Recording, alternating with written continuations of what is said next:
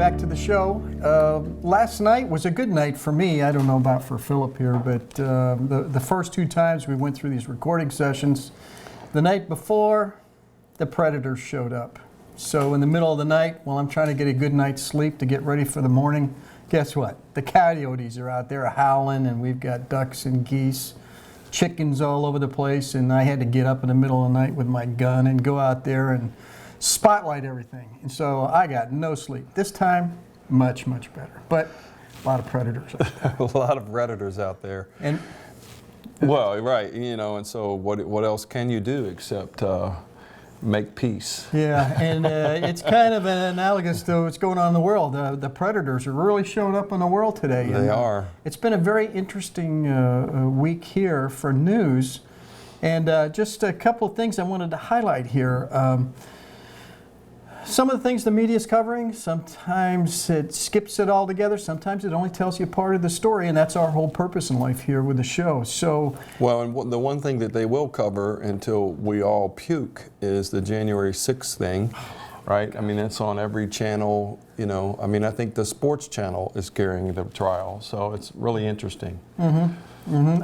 And for the wrong reason. You know, they've concluded, and now they want to subpoena Trump, and right. That's kind of old news to a lot of people, and people are tired of hearing about it. Right.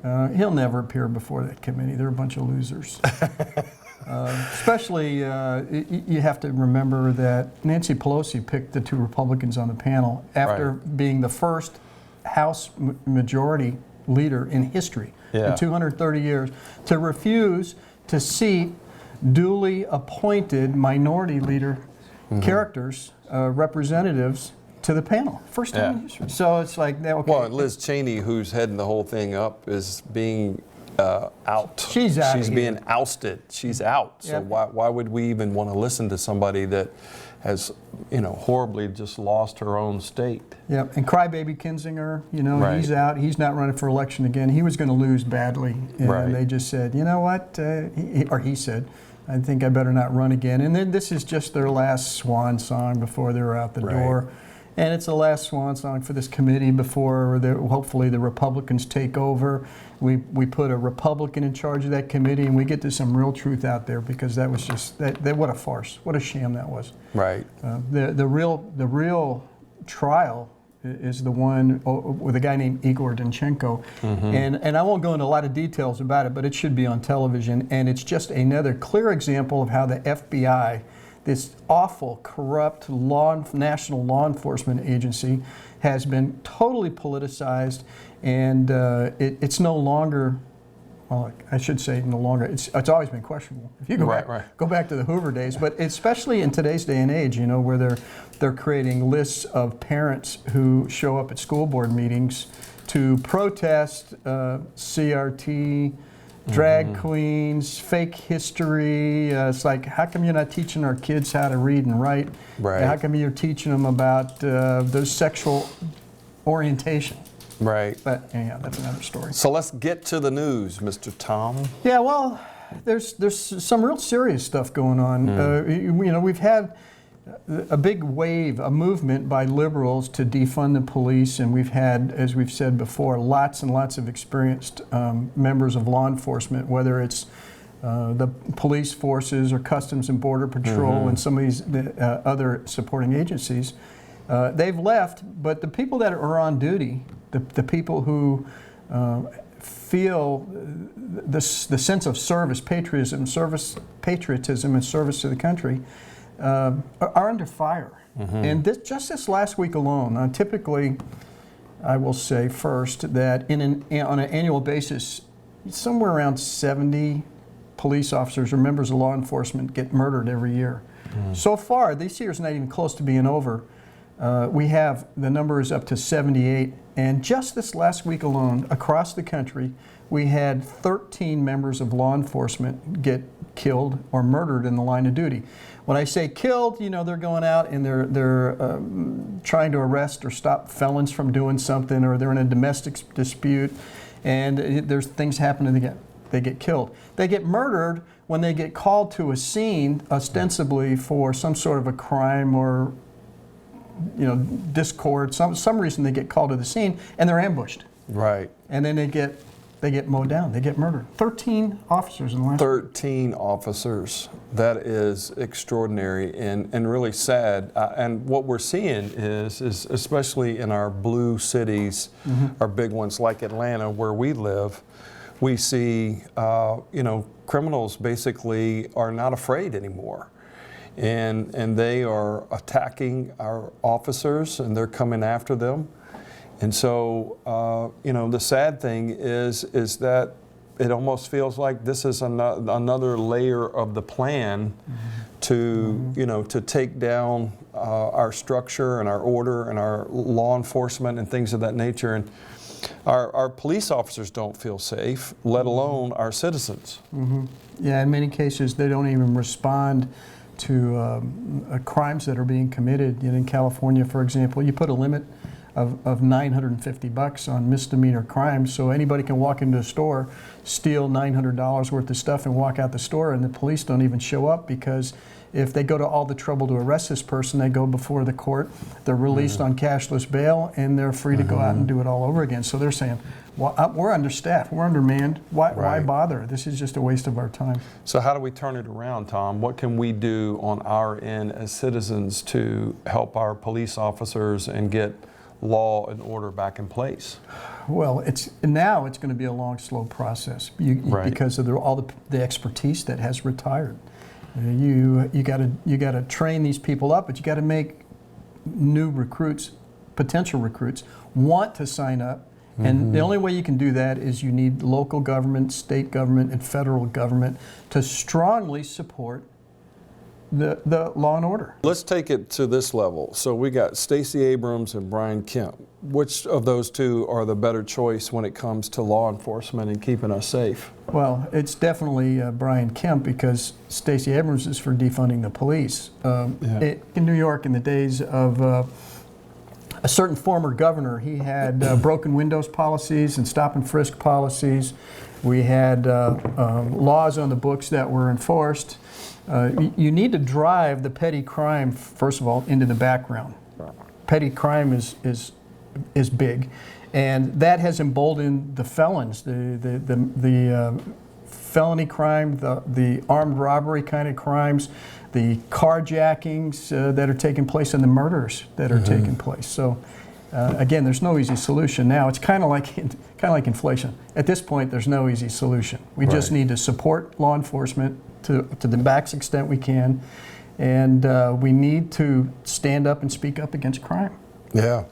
Well, and I think that, one of the things we definitely need to do is, as a pastor, I think about men and women who are in law enforcement, and we need to go out of our way to pray for them. I think that's very, very important, praying for their protection. We also need to go out of our way to let them know how much we appreciate their service. You see a police officer coming into a place to eat lunch, buy him lunch and tell him you appreciate what he or she is doing. Encourage them, talk to them. That this is a really important piece. We gotta get away from these stereotypes that we have, that all police officers are bad and they're looking to arrest everybody on the street.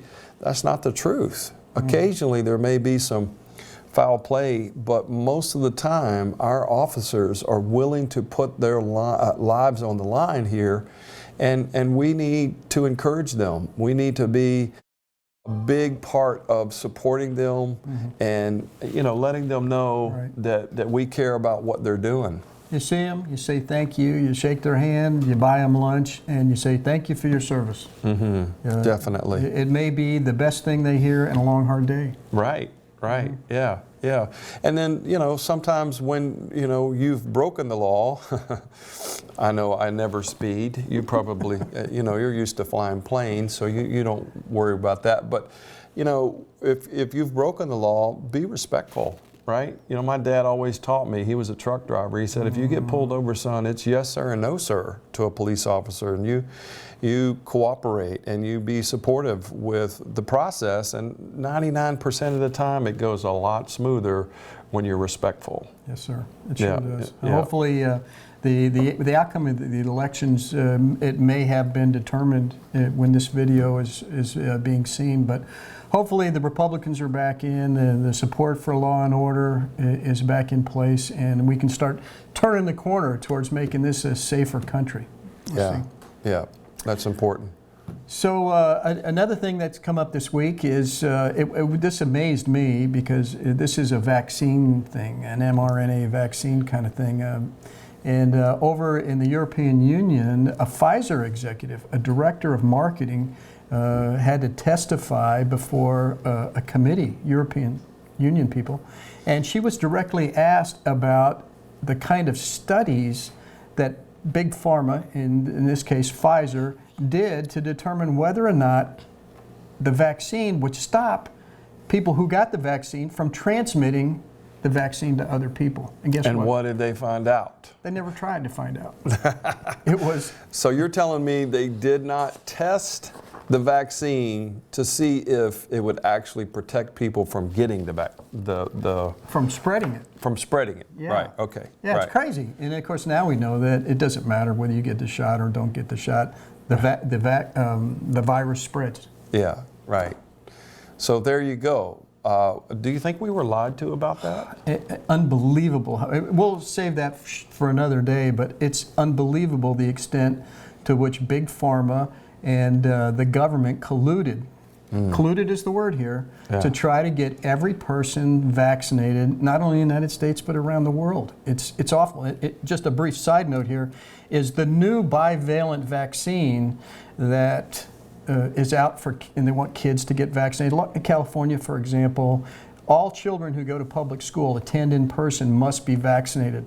This bivalent vaccine is actually 50% of the original vaccine because the government bought so many doses that were about to expire, they needed to figure out how to get their money's worth out of them. So what they did was they took the original vaccines and they mixed them with some, quote, new vaccine that's supposed to be more specifically targeted to like Omicron, and trying to get their money out of it, or sending it to third world countries. What do you think's behind all of this? From my perspective, it's all about the dollar, right? I mean, it's all about them making money off of a pandemic at our expense. And the outcome of this has been disastrous, right? It has. It's been an awful thing, and people should just give up on it once and for all. If, in my opinion, again, Joe Biden, in an interview at 60 Minutes, is walking down the corridor with what's his name, and he says, the pandemic is over. Yeah. Okay? If the pandemic is over, emergency use authorization should be over. Right. That means that the enforcement of the jab should be over, right? Exactly, and that means that if people get the jab and they have adverse reactions or they die from it, which happens quite a bit, the adverse reactions are astronomical. Right. I think Pfizer alone advertises 11,000 possible adverse effects. It's like we're covering all our bases. And if they eliminate emergency use authorization, the first thing that'll happen is the lawyers will be able to step up. And say, okay, you've injured my client. Let's have a little lawsuit here. Class action lawsuits, they're coming. Somewhere down the road, they're coming. But yeah, I thought I was under the impression that with this vaccination, they lifted the ability to sue the company for any kind of side effects, you know, and so they've covered themselves on many levels. But the point is that if you or anything like the rest of us, you see through all of this, and you now need to see that, you know, what they told us was not the truth. And all of us who were screaming loud and clear, hey, this isn't truth, you know, we're not conspiracy theories, you know, junkies here. We're just trying to help people. And we'll be back in just a minute to help more.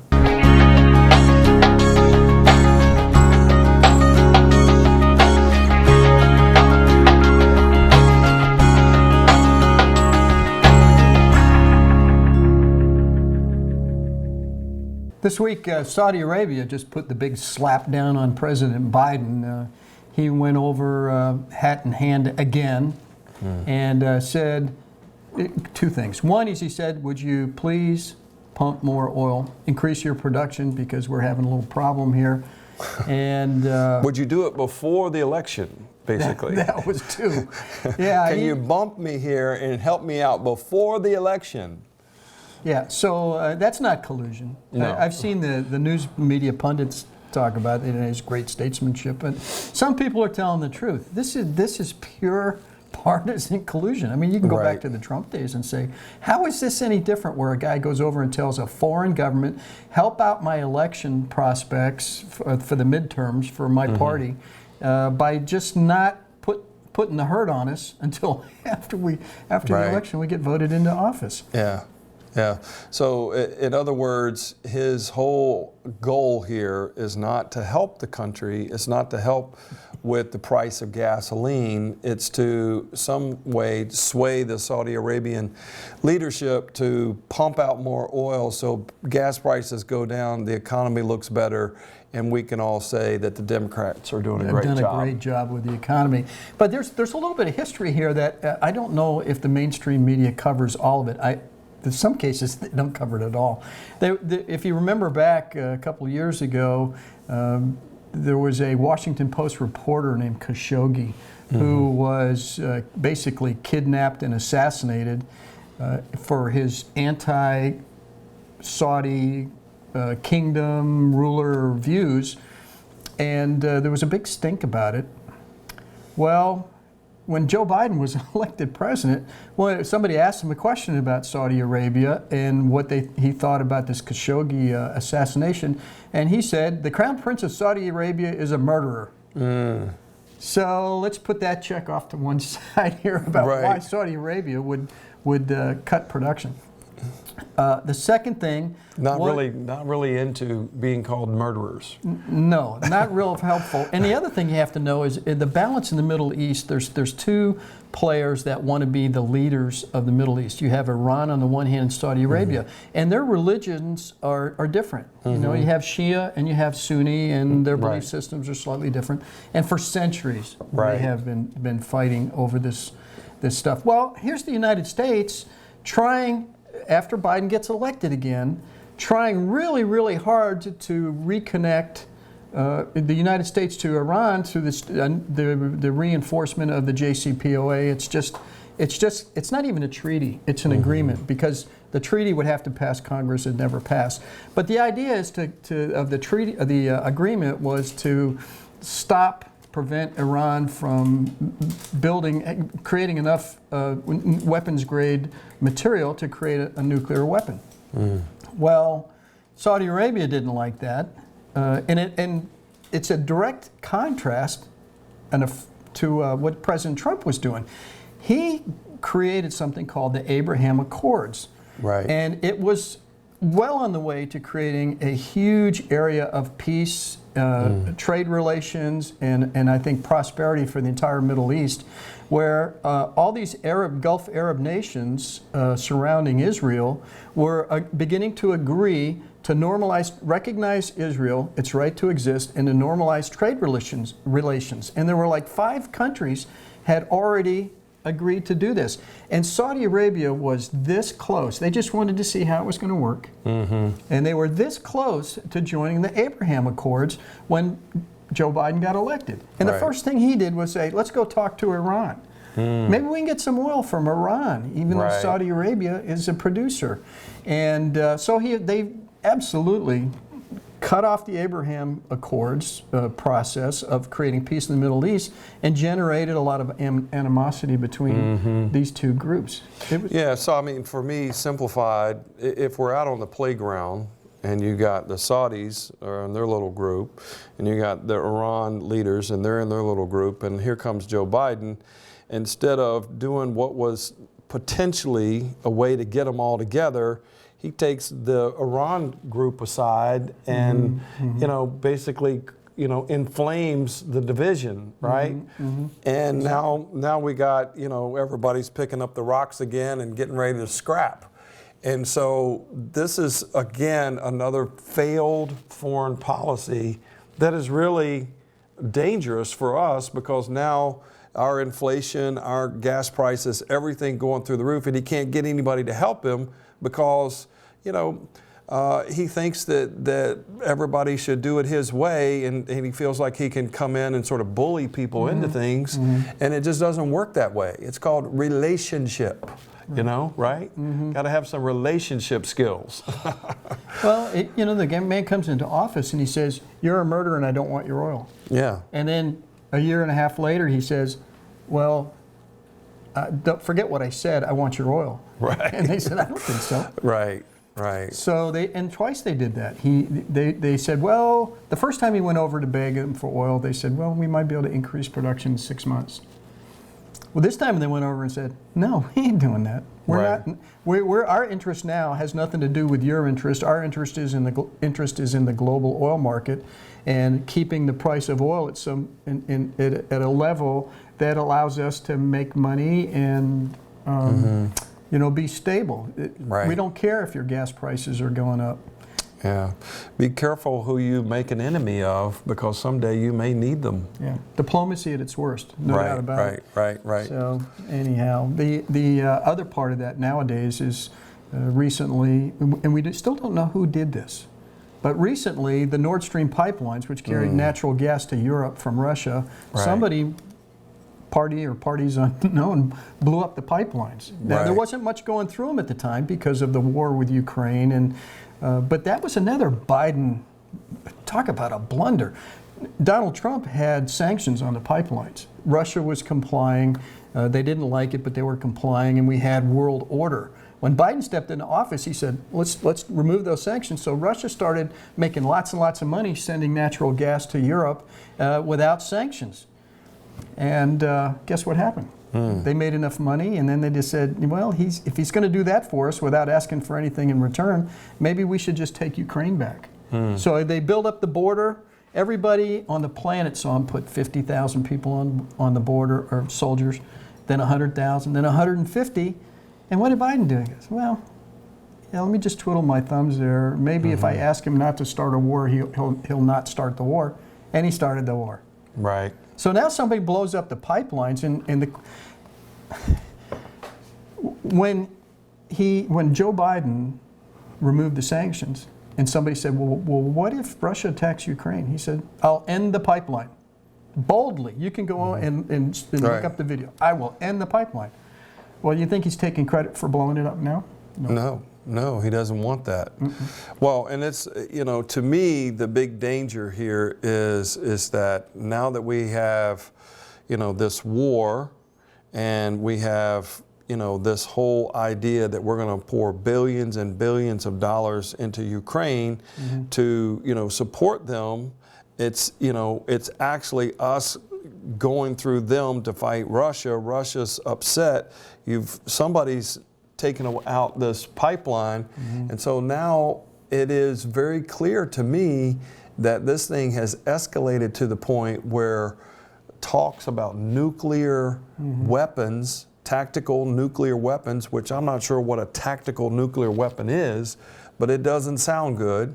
And so now we have the threat of all this stuff happening, and what do? Yeah, and there's a lot of thought that goes into that. I think we'll have to spend, it's depending on if the war's over fairly soon, or if it gets bogged down over the winter and not much happens. But I think we probably will need to talk about that a little bit more, beginning with who really blew up the pipeline and why. You know, I don't for a second think Russia blew up that pipeline. I don't believe it. And Biden said, I will end the pipeline. So. Well, and I think that you know, somebody is responsible for it. It doesn't seem like a very smart thing for Russia to do it. And so, you know, when you listen to other experts talk about it, guys like Tucker Carlson and others, they're all asking the same questions. Somebody needs to know who did that, and I think eventually we are going to know. And I think it's going to be an enlightening thing to realize that probably our hand was involved in that, and this is the worst of decisions. And it is accelerating our push, the Biden administration's push, and the global push by some countries to get us into the Green New Deal, global, post-fossil fuel economy, Right. with windmills and solar panels. So to me, between him absolutely draining our strategic petroleum reserves in Right. the United States, so now strategically, we have less than half of our capacity now, and then we have the pipeline blown up, and we have them screaming and yelling, the liberals, for this green planet kind of utopia that's never going to happen, but that's another story. Right. But it's killing our economy. Yeah, And that's kind of where we're going with this now. Yeah. It's a lead-in. The worst news that we've gotten recently is that inflation's not going away. No. We just got another report just prior, at this filming time, it's just prior to the elections, but we hope, let me back up just a little bit. Again, the most important things for Americans going to the poll is the economy, inflation, and crime. And we've talked a little bit about crime, and we've talked a little bit about the economy, but that's worth the whole show all by itself. Right. But this inflation thing that affects the economy is entirely of Biden's own making. Right. And it's infuriating that.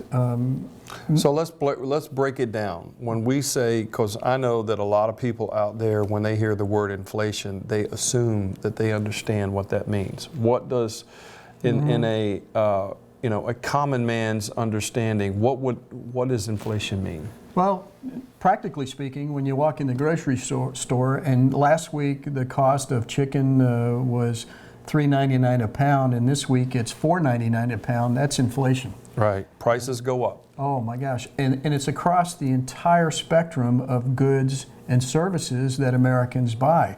And it was Biden stepped into office. He reversed all of these policies that were just causing our economy to grow, to explode, to benefit the poorest, to reduce the wealth gap.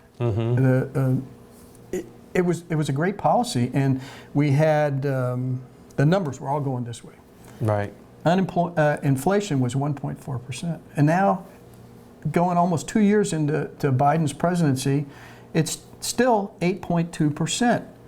Food prices over 10%, and the problem is that even with wage gains, people make 5% or 6% wage gains. Inflation is 8%. So when I hand a person $1, when I pay them for the work that they did, and they go into the store, that still buys less than it bought, even with my pay raise. And, Right. and that's what's just a killer here. So you can make more money if the prices go up. It doesn't matter, and that's what people need to see. That all of this money that was either printed or handed out did not help you, because at the end of the day, what that did is that drove all of these prices higher and higher, and now people aren't going to be able to pay their bills this winter and things of that nature, and we're going to be in a really tough spot. And so what happens is people start charging things on their credit cards, right? And that has been going on. It's I think the second highest last month. Charges on credit cards nationwide was the second highest amount in the history of the country. 20 million people going into the winter already can't pay their energy bills, electricity or heating oil or natural gas or whatever it is, going into the winter, and inflation's running at 8.2%. Energy prices for people who need to use natural gas or need to use heating oil are already up 28% since last year, and it's Right. going to get worse. So we need fossil fuels, going back Right. to the Saudi Arabia thing. We need to make up. We need to really produce energy in this country. I hate that we're not doing that. Well, and that's the big fix. The micro, the smaller fix might be your household making some decisions, about, it's time to change your lifestyle. It's time to, reduce your spending as much as you can on focus on the things that really matter. We're going to need to talk about this more in the next episode. I think it can be complicated. Right. It's practical from the standpoint of going into the store. Right. It's not practical from the standpoint of how to fix it. So I think in the next episode we should talk about it a little bit more. We're going to help you fix it. So thanks for tuning in.